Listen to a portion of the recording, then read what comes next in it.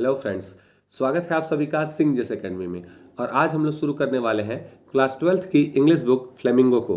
Coincidence वाली बात यह है कि इसके फर्स्ट लेसन का ही नाम द लास्ट लेसन है। तो आइए देखते हैं क्या कहा है राइटर ने इस लेसन में, इस स्टोरी में। चलिए पढ़ के समझते हैं। मेरी पूरी कोशिश रहेगी कि ये लेसन आपको काफ़ी अच्छे से समझ में आए। वर्ड बाय वर्ड हम इसका मीनिंग समझते चलेंगे ताकि हमें इस लेसन में कोई डाउट न रहे। तो आइए शुरू करते हैं दोस्तों। और अबाउट द ऑथर पढ़ लें, राइटर के बारे में। तो इसमें दिया है कि अल्फोंसो डाउडेट, ये राइटर का नाम है। 1840 to 1897 तक इनकी लाइफ इनकी रही है। वाज अ फ्रेंच नोवेलिस्ट, यह एक फ्रांस के उपन्यासकार लेखक थे। And the short story writer, और छोटी कहानियां लिखने वाले एक लेखक। The Last Lesson is set in the days of Franco Prussian war 1870 to 1871। Franco Prussian war हुई थी 1870 टू 1871 के बीच, in which France was defeated by Prussia, जिसमें फ्रांस को हरा दिया गया था प्रशिया के द्वारा, लेड बाय बिस्मार्क। दोस्तों आपको याद होगा कि आपने 10th में यूनिफिकेशन ऑफ द जर्मनी पढ़ा था, जिसमें ऑटो वान बिस्मार्क का नाम आया था। बिस्मार्क ने जर्मनी का एकीकरण करने के लिए ऑस्ट्रिया, फ्रांस और डेनमार्क जैसे देशों को 7 साल तक चले लंबे युद्ध में हराया था, जिसका ही कुछ उसी टाइम पीरियड का कुछ ये स्टोरी नरेट की गई है। तो फ्रांस को हरा दिया गया था प्रशिया के द्वारा। जो युद्ध किसके द्वारा देखा जा रहा था? ऑटो वान बिस्मार्क के द्वारा। Prussia then consider of what now are the nation of Germany and Poland and part of Austria. Prussia जो है of what now are the nation of the Germany, जो आज के रूप में जर्मनी के रूप में हम जानते हैं, पोलैंड और कुछ ऑस्ट्रिया के पार्ट से मिलकर उस समय बना था। In this story the French districts Alsace और लोरेन, इस कहानी में यह बताया जा रहा है कि फ्रेंच कॉलोनी, फ्रेंच के ही 2 जिले एलांस्क और लॉरेंस जो हैं, have passed into the Prussian hand. वे हारने के बाद, युद्ध हारने के बाद प्रशा के हाथों में चले गए थे, मतलब जर्मनी के हाथ में आ गए थे। जर्मनी ने उन क्षेत्रों को जीत लिया था। स्टोरी का बेसिक बैकग्राउंड ये है कि जो युद्ध फ्रांस हारा था, इस युद्ध में उसके 2 जिले जर्मनी के हाथ लग गए। चलिए इस स्टोरी को पढ़िए। Read the story to find out what effect this had on a life at school. तो चलिए जानते हैं कि इस घटना का वहाँ के स्कूलों पर क्या प्रभाव पड़ा। चलिए शुरू करते हैं अपनी स्टोरी को, जिसमें कहा है राइटर ने, I started for school very let that morning. उस सुबह मैं काफ़ी देरी से स्कूल के लिए निकला। And was in a great dread of scolding. Dread भय की, बट ड्रेडफुल मतलब होता है भयानक, और ड्रेड मतलब यहाँ भय से है। और मैं काफ़ी भय में था, स्कॉल्डिंग के डर से, डांटे जाने के डर से मैं काफ़ी घबराया हुआ था, क्योंकि उस दिन मैंने स्कूल बड़ी देर से जाना शुरू किया। मतलब मैं स्कूल के लिए काफ़ी देरी से निकला। Specially because mister Hamel, M Hamel, had said that he would question us on the participle. और डर स्पेशली इस बात का था कि मिस्टर हैमल जो थे, उन्होंने कहा था कि वे हमसे सवाल पूछेंगे अस ऑन पार्टिसिपल, पार्टिसिपल के बारे में।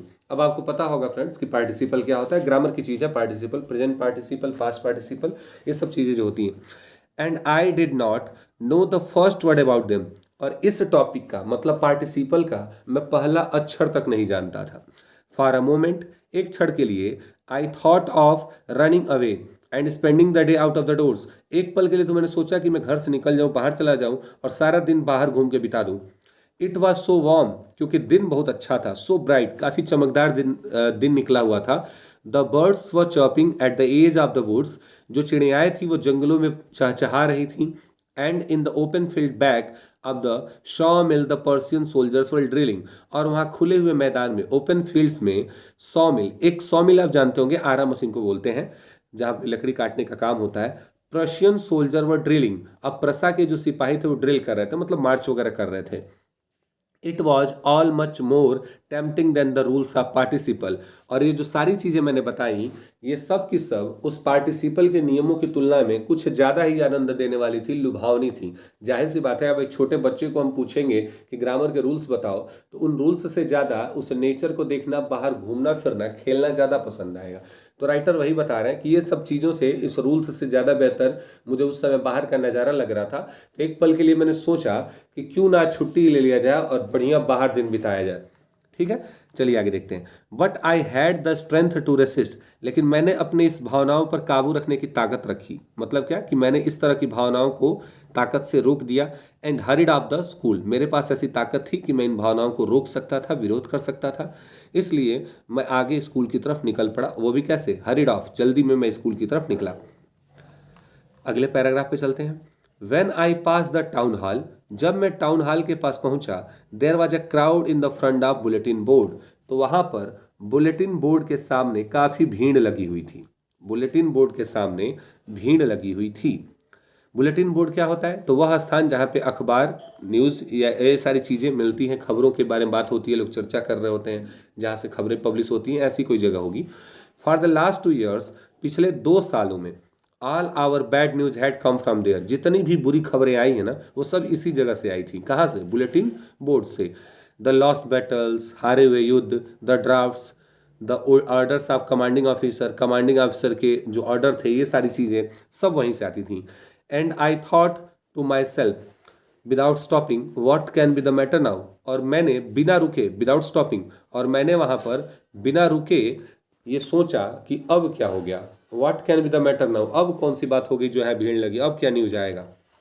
क्योंकि उस जगह से बस बैड न्यूज ही आती थी, तो राइटर्स ने सोचा कि पता नहीं अब कौन सी न्यूज यहाँ से निकल के सामने आएगी। Then as I hurried by as fast as could go, तब मैंने जितना जल्दी हो सका अपना चलना जारी रखा। तब मुझे वहां दिखाई दिया एक ब्लैकस्मिथ, जिसका नाम था वॉचर। ब्लैकस्मिथ लोहार को कहते हैं। हु वाज देयर, वो वहां पे खड़ा था। कहाँ पे खड़ा था? उस बुलेटिन बोर्ड के सामने उसे एक लोहार मिला जिसका नाम था वॉचर, और वो खड़ा था अपने अप्रेंटिस के साथ, मतलब एक ऐसे व्यक्ति के साथ जो उसके साथ काम सीखता था, रीडिंग द बुलेटिन। और वॉचर वहां पे क्या कर रहा था? अखबार पढ़ रहा था अपने एक कलीग के साथ जो उसके साथ काम सीखता था, उसके साथ खड़ा होकर बुलेटिन बोर्ड के सामने अखबार पढ़ रहा था। कॉल्ड आफ्टर मी, उसने मुझे आवाज लगाया, डोंट गो सो फास्ट, इतनी जल्दी मत जाओ, you will get to school in a plenty of time, क्योंकि तुम ठीक समय पे अपने स्कूल पहुंच जाओगे। I thought he was making fun of me, मैंने सोचा कि शायद ये मेरा मजाक बना रहा है, मजाक उड़ा रहा है। And reached M Hamel's little garden all out of breath, मैंने उसकी बात को छोड़ा और जल्दी जल्दी आगे बढ़ते हुए मिस्टर एम हैमेल के द्वारा लगाए गए छोटे से गार्डन में पहुंचा। ऑल आउट ब्रीथ, हांफते हुए, मतलब सांसें उखड़ गई, इतना जल्दी जल्दी चला। ऑल आउट ब्रीथ, जल्दी जल्दी में। यूजुअली व्हेन स्कूल बिगिन, आमतौर पे जब स्कूल शुरू होता था, देयर वाज अ ग्रेट बसल, तब वहां बड़ा शोर शराबा रहता था। Which could be heard out in the street, जो कि बाहर गली में ही सुना जा सकता था। मतलब जब वो शुरू करता था स्कूल की तरफ जाना, तो अभी जब गली में ही होता था, तभी स्कूल के शोर शराबे से पता चलता था कि भाई स्कूल चल रहा है। The opening and closing of desk, क्योंकि डेस्क बार बार खोले जा रहे होते थे, बंद किए जा रहे होते थे। लेसन रिपीटेड इन यूनिसन्स, और सब लोग मिलके किसी लेसन को पढ़ रहे होते थे। जैसे छोटे बच्चे, एक बच्चा चिल्लाता है ए, तो सारे पीछे से बोलते हैं ए, बी तो बी, इस तरह की आवाज़ समूह में पढ़ने की आवाज़ वहाँ पे आ रही होती थी, वेरी लाउड, काफ़ी जोर से। With our hands over our ears to understand better, ठीक है, इतनी कि हमें अपने कान बंद करने पड़ते थे ताकि हम अच्छे से समझ पाए। कान बंद करके हम अपने समझते थे, अपने हाथों से कानों को ढक के। And the teacher's great ruler rapping on the table, बाहर से टीचर्स के रूलर्स की डंडों की आवाज आती थी जो वो टेबल पे बजा रहे होते थे। But now it was all so still, लेकिन आज सब कुछ शांत था। I had counted on the commotion to get to my desk without being seen, मैं क्या करता था, इसी मौके का लाभ उठाता था, मतलब इसी शोर शराबे का लाभ उठाता था और अपने डेस्क पे चला जाता था विदाउट बीइंग सीन, कि कोई मुझे ध्यान न दे। But of course that day everything had to be so quiet as a Sunday morning, लेकिन दुर्भाग्य से उस दिन सब कुछ इतना नॉर्मल था जैसे संडे की सुबह हो। ठीक है, संडे की सुबह मतलब सब अपने घरों में एकदम शांत हो, कोई हो ही ना वहाँ पे। सॉरी, बता रहे हैं राइटर कि जब मैं स्कूल जाता था तो गली से ही इतनी आवाज़ आ रही होती थी और इतना शोर शराबा रहता था कि मैं चुपके से बिना किसी नज़र में आए जा करके अपनी सीट पर बैठ जाता था। उस दिन भी मैं लेट था तो मेरी उम्मीद थी कि मैं जाके ऐसे ही छिप के बैठ जाऊंगा, लेकिन हुआ यूं कि उस दिन तो इतनी शांति थी मानो संडे की सुबह हो, एकदम शांति फैली हुई थी।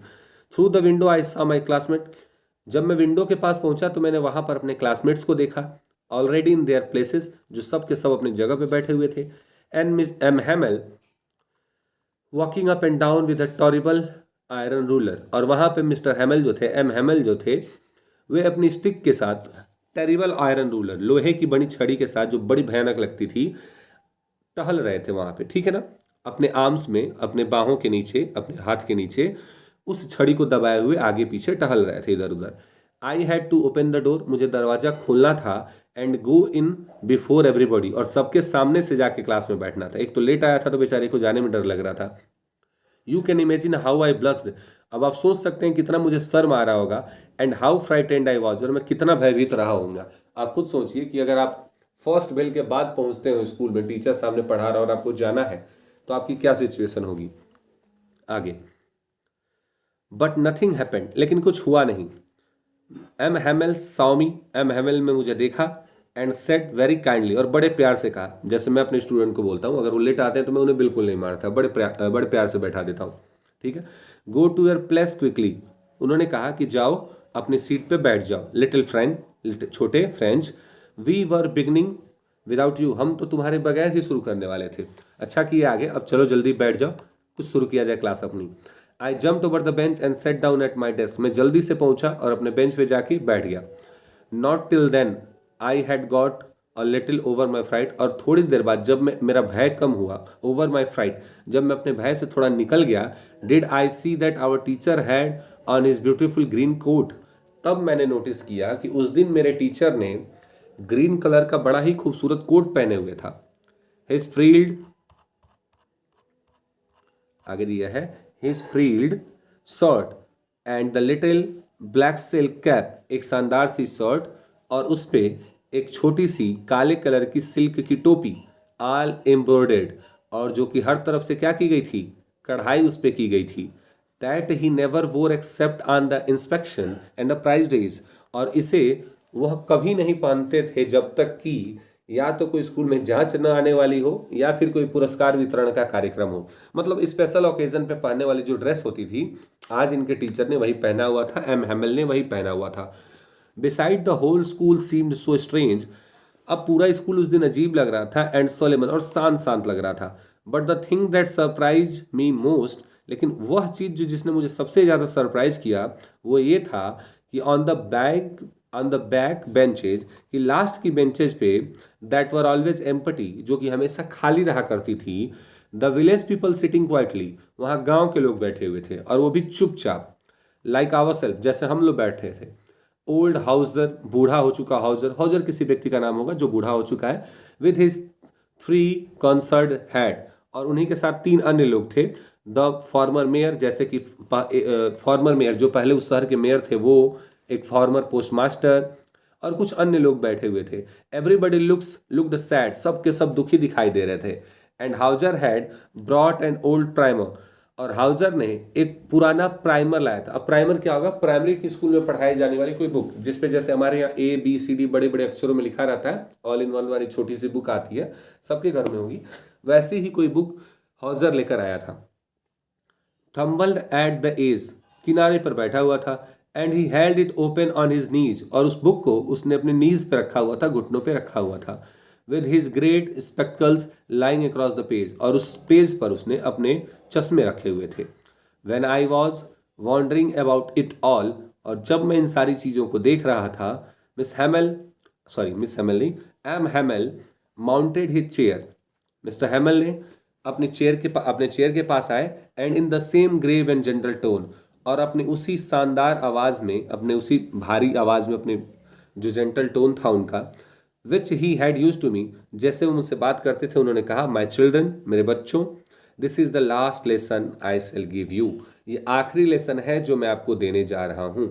The order has come from Berlin to teach only German in the school of Alsace and Lorraine, क्योंकि बर्लिन से आदेश आया है कि सिर्फ एलांस और लॉरेन के जो स्कूल हैं वहाँ पे सिर्फ जर्मन लैंग्वेज में ही पढ़ाई की जाएगी। ठीक है, देश कौन सा था भाई, फ्रांस देश था। जीत किसने लिया था, ऑस्ट्रिया ने, जिसे अभी जर्मनी कहते हैं। तो उसकी राजधानी उस समय भी बर्लिन ही थी, अभी भी जर्मनी की राजधानी बर्लिन है। तो बर्लिन से आदेश आया था कि इन जीते हुए क्षेत्रों में, क्योंकि अब ये जर्मनी का हिस्सा थे, तो अब यहाँ पे कौन सी लैंग्वेज में पढ़ाई होगी, जर्मन लैंग्वेज में। याद होगा आपको, हिटलर ने भी स्कूल में अपने कंट्रोल लेने के बाद वहाँ के लोगों को, जो ज्यूस वगैरह थे, उन्हें हटा दिया था और नई तरह की किताबें ये सब चेंज करा के अपनी चीज़ें पढ़ानी शुरू की थी। तो ऐसा ही कुछ इनका भी रहा होगा। पोलैंड के पर भी जब हमला हुआ था तो पोलिश लैंग्वेज वहाँ से हटा दिया गया था, रूस ने ऐसा किया था। यहाँ भी वही देखने को मिल रहा है। तो ऐसा मानना होता है कंट्रीज़ का जीतने के बाद कि यदि हम किसी कंट्री पर कब्जा करना चाहते हैं, उस पर ज़्यादा लंबे समय तक रूल करना चाहते हैं, तो सबसे पहले उन्हें अपनी भाषा सिखाओ और उनकी भाषा को उन्हें छोड़ने को कहो जिसमें वो हैबिचुअल है। इंग्लिश का भी हमारे देश में यही हाल है। इसी सिद्धांत पे इंग्लिश भी हमारे यहाँ पढ़ाई जानी शुरू हुई। खैर, आगे देखते हैं। तो उन्होंने बताया कि आखिरी लेसन है जो मैं आपको देने जा रहा हूँ, क्योंकि आदेश आया है बर्लिन से कि अब सिर्फ एलांस्क और लॉरेन के स्कूलों में जर्मन लैंग्वेज में ही पढ़ाई हो सकती है। और जो आपका अगला अध्यापक है, द न्यू मास्टर, जो नया टीचर आपका होगा, वो कल आ जाएगा। This is our last French lesson, और ये हमारा आखिरी फ्रेंच लेसन है। आखिरी ये लेसन है जिसमें फ्रांस भाषा में यहाँ पढ़ाई होगी। I want you to be very attentive, मैं चाहूँगा कि आप सब पूरा ध्यान दें, ठीक है। What a thunder claps this word to me, इन शब्दों ने मुझे बहुत शौक सा लगा दिया, मुझे ऐसा लगा कि झटका जैसा लग गया, बहुत आघात हुआ इन शब्दों को सुन के। ओह द रेसेस, कितने दुख की बात थी। That was they had put up at the town hall, तो इसीलिए वहाँ टाउन हॉल के पास भीड़ थी। अब इस राइटर को, मतलब राइटर को यहाँ ये समझ में, इसीलिए शायद वहाँ पे भीड़ हुई थी, न्यूज यही आई होगी, इसीलिए वहाँ सब लोग भीड़ लगाए थे। माई लास्ट फ्रेंच लेसन, तो क्या ये मेरा आखिरी फ्रेंच का लेसन था? वाई, क्यों? I hardly knew how to write, अभी तो मैंने बड़ा मुश्किल से सीखा था कि लिखते कैसे हैं। आई should never learn any more, अब तो मैं कभी नहीं सीख पाऊंगा, मैं कभी नहीं सीख पाया था अभी तक और ना सीख पाऊंगा अब। आई मस्ट स्टॉप देयर, अब मुझे रुक जाना होगा, अब मुझे नहीं पढ़ाया जाएगा ये सब। Then how sorry I was for not learning my lessons, कितना दुखी फील कर रहा था मैं क्योंकि अब मुझे मेरे लेसन्स नहीं पढ़ाए जाएंगे। फॉर सीकिंग बर्ड्स एग, क्योंकि मैंने उन सभी को ध्यान ही नहीं दिया था कभी।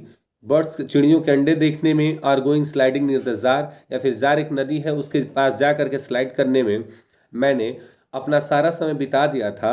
और कभी मैंने, I was not for learning my lessons, और कभी मैंने अपने लेसन्स की पढ़ाई नहीं की थी।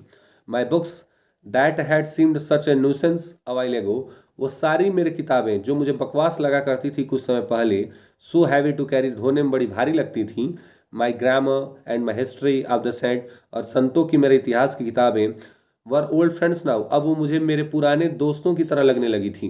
And I couldn't give up, और मैं उन्हें छोड़ नहीं सकता था। अभी तक बोझ लगता था इसे, क्योंकि अभी तक चीज़ें अवेलेबल थी, उसे लगता था कि पढ़ना ही है, आज नहीं चलो कल पढ़ लेंगे।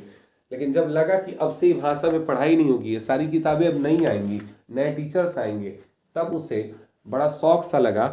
दुख हुआ कि अब लग रहा है मेरी सारी, अभी तो मैंने पढ़ाई भी नहीं की थी और ये लोग ऐसा करने वाले, अभी तो मैंने सीखना शुरू किया था, अब नई चीज़ कैसे सीखूं।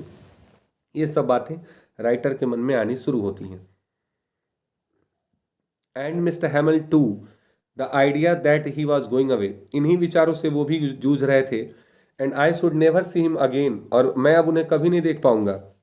Made me forget all about his ruler and how crankily he was, और इस सोच से उनके द्वारा सारे किए गए चीज़ें, जो उन्होंने मुझे डांटा था, जो उन्होंने अपने रूलर से मुझे मारा था, ये सारी बातें मैं भूल गया इस दुख के आगे कि अब ये चले जाएंगे और हमें हमारे लैंग्वेज में पढ़ाई करने को नहीं मिलेगी। ठीक है। Poor man, it was in honour of his last lesson that he had put on his fine Sunday clothes, और ये उनका इस लास्ट लेसन के प्रति सम्मान था कि उन्होंने इतने अच्छे कपड़े आज पहने थे, संडे क्लॉथ्स पहने थे। एंड नाउ आई अंडरस्टैंड, और अब मैं समझ गया था कि why the old man of village were sitting there in the back of the room, और मुझे अब समझ में आ गया कि क्यों गांव के वो बूढ़े लोग, बुजुर्ग लोग स्कूल की लास्ट बेंच पे बैठे हुए थे। इट वॉज बिकॉज, ये इसलिए बैठे हुए थे क्योंकि दे वर सॉरी, क्योंकि वो लोग दुखी थे, too that they had not gone to school more, क्योंकि अब वो स्कूल को नहीं देख पाएंगे, अब स्कूल नहीं जा पाएंगे। It was their way of thanking our master five, जैसे कुछ लोग जो गांव के थे, जो लैंग्वेज सीखना चाहते थे, वो कभी आकर के मिल लेते थे, किससे? टीचर से, जो हैमल वहाँ के टीचर थे। अब दिक्कत क्या है कि अब तो फ्रेंच बंद हो गई, तो अपनी लैंग्वेज ये चाहें भी तो नहीं सीख पाएंगे, ये उनको बड़ा दुख था। और ये लोग ऑनर, अपना रिस्पेक्ट व्यक्त करने आए थे उस टीचर के आगे, थैंक करने के लिए मास्टर को, मेरे अध्यापक को, कि उसने 40 ईयर्स ऑफ फेथफुल सर्विस, 40 सालों का भरोसेमंद विश्वासपात्र सेवा दिया था। And of showing the respect for country, that was there no more, और सब लोग वहाँ रिस्पेक्ट देने आए थे उस कंट्री को जब वो उनकी जो वो अब उनकी नहीं रह गई थी। क्यों? क्योंकि ये दोनों सिटीज़ अब किसके कंट्रोल में थे? तो जर्मनी के कंट्रोल में थे। आई होप आप समझ पा रहे होंगे कि क्या कहानी में बताया जा रहा है। ठीक है।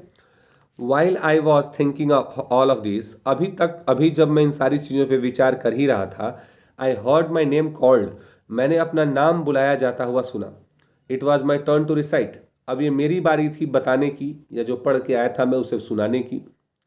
What would I have given to be able to say that dreadful ruler for the participle all through, अब क्या ही मतलब मैं अब क्या बता पाऊंगा इस ड्रेडफुल रूल के बारे में, जो खतरनाक नियम हमको पढ़ना है, जो दिया गया था पार्टिसिपल पढ़ने के लिए, क्या ही बता पाऊंगा मैं इस ऐसे हालातों में। वेरी लाउड एंड क्लियर, काफ़ी जोर और साफ आवाज़ में, एंड विदाउट वन मिस्टेक, और वो भी बिना गलती के, कैसे मैं बता पाऊंगा। But I got mixed up on my first word, मैंने सोचा था कि अच्छे से बोलूंगा, लेकिन मैंने मिक्सअप कर दिया पहले ही शब्द में, मतलब मैं नहीं बोल पाया, खिचड़ी सी बना दी पहला ही शब्द में। एंड स्टूड देयर, और चुपचाप खड़ा रहा, looking on to the my desk, अपने डेस्क पर देखता हुआ। माई हार्ट बीटिंग, मेरा दिल जोरों से धड़क रहा था। And not daring to look up, और मुझ में हिम्मत नहीं हो रही थी कि मैं ऊपर देखूं।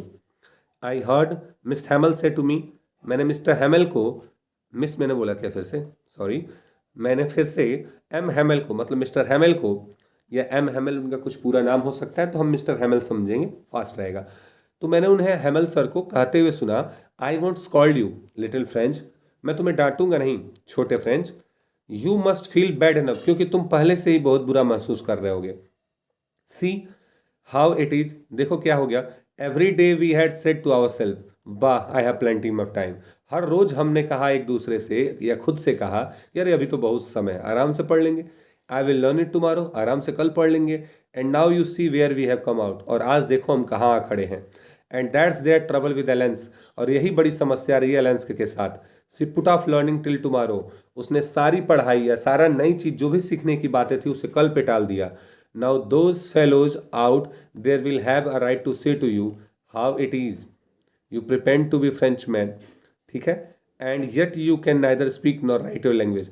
अब बताओ कि कैसा लगेगा तुम्हें कि तुम pretend to be Frenchman, एक फ्रांस के रहने वाले व्यक्ति के रूप में नाटक तो करोगे, दिखावा तो करोगे, but you can not neither speak, लेकिन ना तो तुम ढंग से फ्रेंच बोल पाओगे, और ना ही अपनी भाषा जिसमें तुम जिस भाषा को सुन के तुम पले बढ़े, जिस भाषा को तुम्हें पढ़ाया गया, तुम अब ना बोल पाओगे ढंग से, ना लिख पाओगे। क्यों? क्योंकि जब पढ़ाया जा रहा था तो ना तो तुमने ध्यान दिया, और यही समस्या इस पूरे लोकेलिटी की भी रही है कि जब सीखने वाली चीज़ आती थी वो तो टाल देते थे कल पे। तो देखो आज कहाँ खड़े हो गए हम। But you are not the worst poor little Franz, लेकिन तुम बुरा ना मानो, तुम उन सब में सबसे गलत नहीं हो, या सबसे सबसे बेकार हालत तुम्हारी ही नहीं है। We are all have great deal to reproach our self with, हम सबके पास पश्चाताप करने के लिए बहुत चीज़ें हैं, ठीक है ना, सब गलतियाँ किए हुए हैं। Your parents were not anxious enough to have you learn, तुम्हारे माता पिता खुद नहीं चाहते थे कि तुम ज़्यादा पढ़ाई कर पाओ। They prefer to put you to work on a farm, वे चाहते थे, अगर वो तुम यहाँ नहीं आए होते तो वे चाहते कि तुम्हें किसी फॉर्म पे काम कराया जाए या फिर किसी मिल पे, so as to have a little more money, ताकि थोड़े और पैसे अर्न किए जा सकें। एंड आई, और जहाँ तक मेरी बात है, I have been to blame also, गलती मेरी भी है, मुझ पर भी आरोप लगने चाहिए। Have I not often sent you to water my flowers, क्या मैंने तुम्हें अपने बागीचे में लगे फूलों को पानी देने के लिए नहीं भेज दिया था, इंस्टेड ऑफ लर्निंग लेसन। यहाँ तक कि जब तुम्हें मतलब जब तुम्हारा पढ़ने का टाइम था तो क्या ये मेरी गलती नहीं थी कि मैंने तुम्हें पानी पौधों को पानी देने के लिए भेज दिया, अपने फूलों को पानी देने के लिए। And when I wanted to go fishing, और जब मैं मछलियाँ पकड़ने जाने वाला था, जब मुझे मेरा मन करता था मछली पकड़ने का, फिशिंग करने का, did I not just give you holiday, तो क्या उस दिन मैंने छुट्टी नहीं कर दी थी। तो ओवरऑल बात यह है कि गलती हम सब की है, ना तो तुम्हारे माता पिता पढ़ाना चाहते थे और कुछ लापरवाही मैंने भी कर दी। तो तुम अगर नहीं बता पा रहे हो तो तुम्हें इसमें घबराने की जरूरत नहीं है छोटे फ्रेंड्स, क्योंकि साफ सबसे बुरे तुम ही नहीं हो। And then from one thing to another, एक और बात है, Mister Hamel went on to talk to the French language. हाँ, तब उन्होंने बताना शुरू किया कि it is the most beautiful language in the world, यह दुनिया की सबसे खूबसूरत भाषा है। द क्लियरेस्ट, एकदम स्पष्ट, द मोस्ट लॉजिकल, सबसे ज़्यादा तार्किक, we must guard it among us, इसे हमें अब हम लोगों के बीच में बचा के रखना होगा। एंड नेवर फॉरगेट इट, और कभी इस भाषा को भूलना नहीं होगा। Because when a people are enslaved, as long as they hold fast to their language, it as if they had to wait, हाँ, had to key had the key to their prison.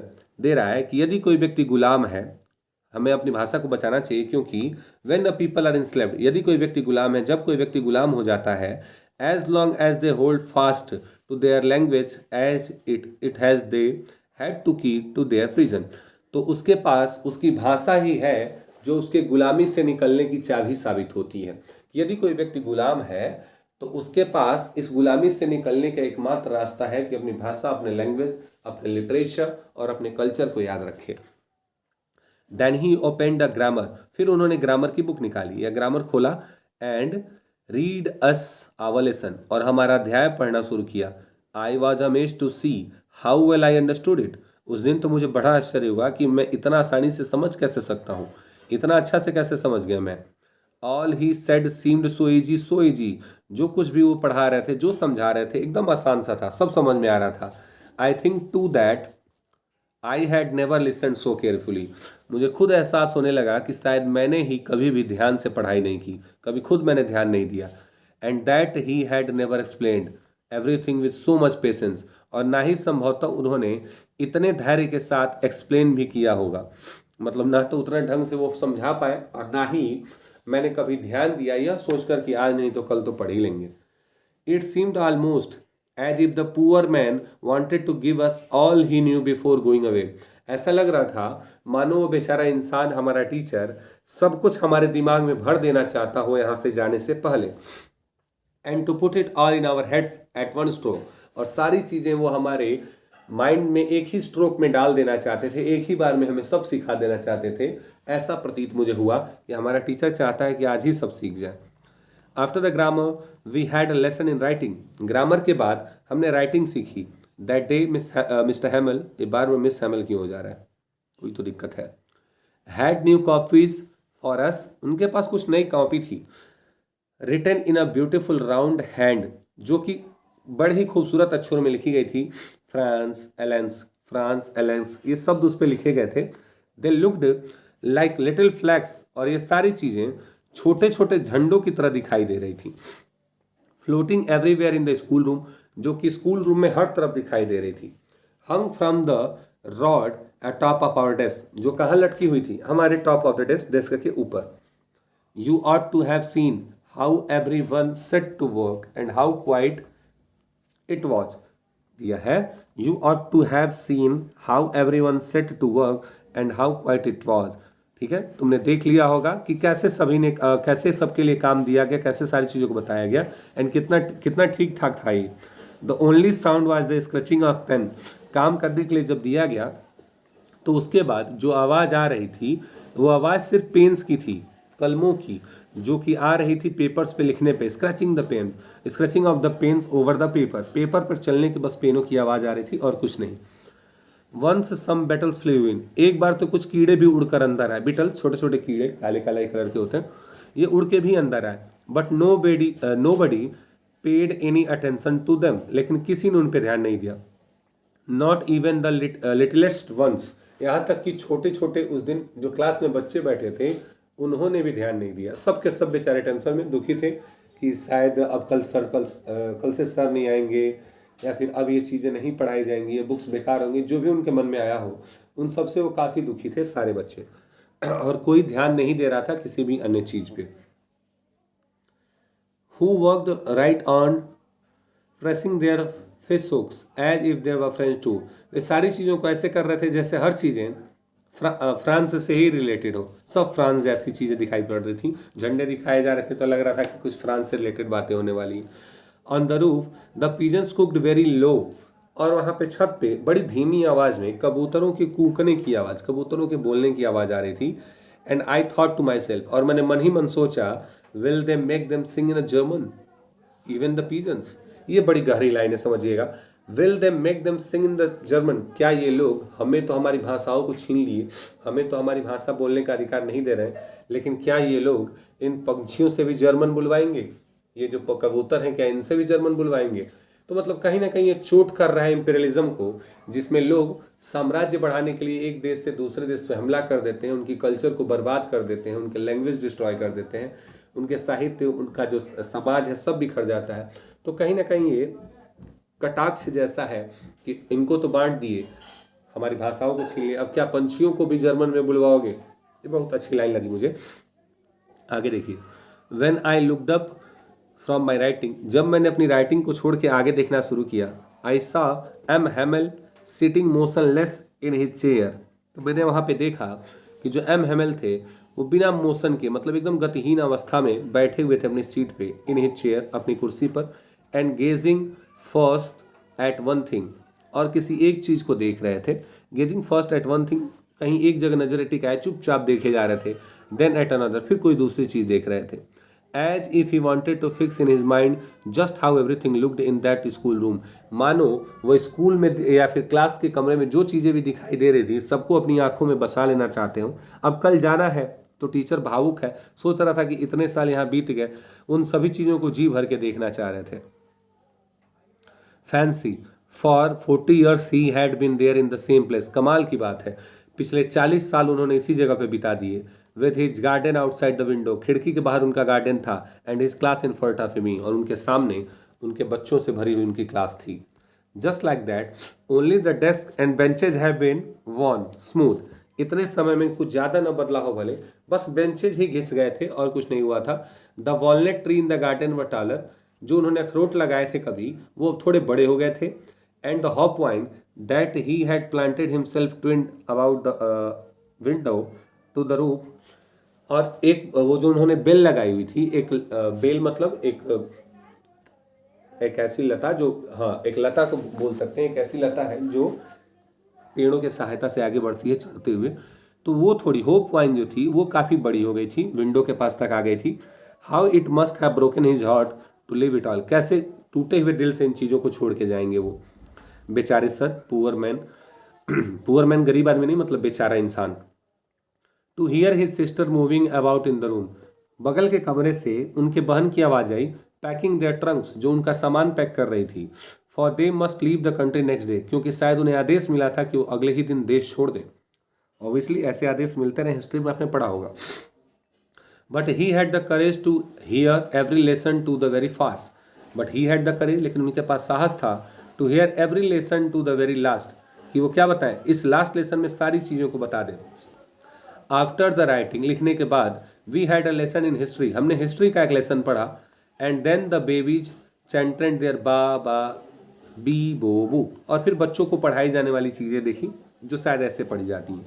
Down there at the back of the room old Hauser had put on his spectacle, पीछे बैठे उस बूढ़े व्यक्ति Houser ने अपना चश्मा पहन लिया, and holding the primary in both hand, और प्राइमरी की वो किताब अपने दोनों हाथों में पकड़ ली, spelled the letter with them, और उन सारे लेटर्स को वो पढ़ रहा था उन्हीं लोगों के साथ।